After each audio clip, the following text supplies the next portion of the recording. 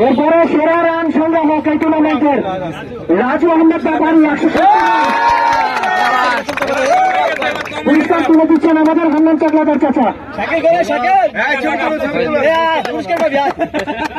সেরা বোলার, এরপরে সেরা বোলার, সেরা উইকেট শিকারী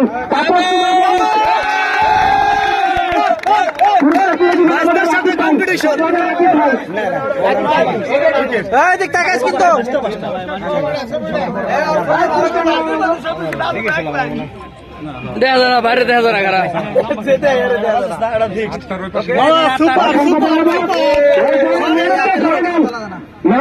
আজকের এই ফাইনালে যিনি সর্বোচ্চ সেরা খেলোয়াড় রয়েছেন আমাদের অগ্রযাত্রা ফাউন্ডেশনের দলীয় ক্যাপ্টেন সাকিব